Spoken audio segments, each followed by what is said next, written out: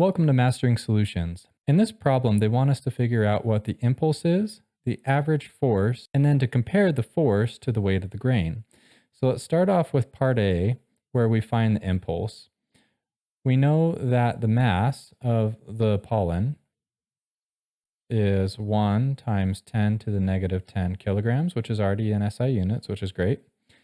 The velocity is 7.5 meters per second.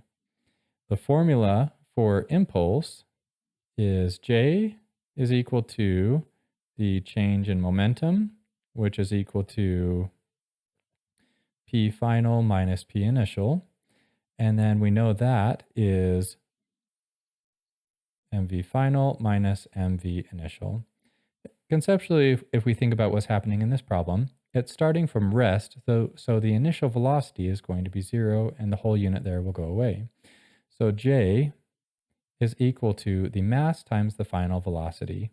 So now if we plug these numbers into the equation, we have 1 times 10 to the negative 10 kilograms times the final velocity, which is 7.5 meters per second.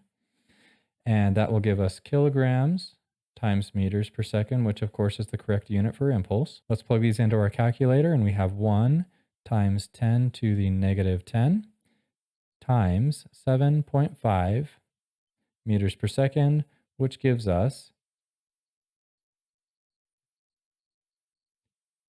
7.5 times 10 to the negative 10 kilograms times meters per second, or Newton seconds. So now when we go to part B, they want us to find the average force if the impulse is only 0.3 milliseconds. So the change in time is equal to 0.3 milliseconds, which if we change that to SI units is 0.3 times 10 to the negative 3 seconds.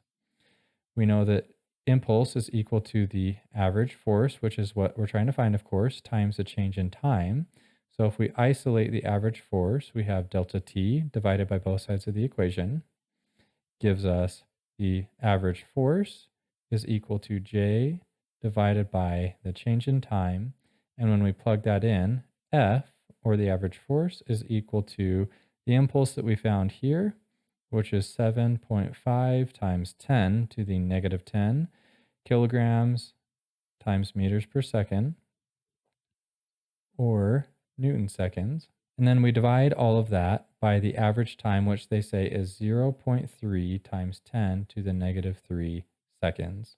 So 7.5 times 10 to the negative 10. And I realize I could have just done the answer, but that's okay. Divided by 0.3 times 10 to the negative 3 gives us an answer. If we put that in scientific notation, make our life a little bit easier here. Now we can use second answer and gives us 2.5 times 10 to the negative 6. So the average force is equal to 2.5 times 10 to the negative 6 newtons for part B. Okay, so now the last part, they want us to compare the weight of the pollen grain to that average force that we just calculated. So for part C, we want to compare the weight, which if you recall is mass times gravity, to the average force. So when we're going to compare these two, so now when we compare these two, it's essentially a ratio. So we're going to take the average force divided by mass times gravity. And the reason this is a ratio is when we plug all the numbers in, we have 2.5 times 10 to the negative 6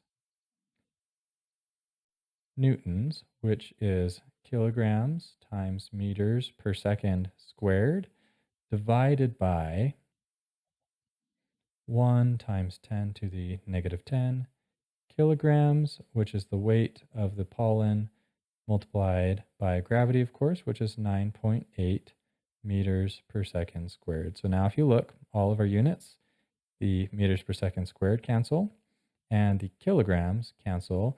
So we're left with no units, meaning we're just comparing these two to see what is the ratio between the two. So 2.5 times 10 to the negative 6 divided by 1 times 10 to the negative 10 times 9.8, which gives us 2551. So 2551. So if we put that in scientific notation, we have 1, 2, 3, which gives us 2.6 times 10 to the third. So now what that tells us is that the force is 2.6 times 10 to the 3, or 2,600 times greater than the weight of the pollen.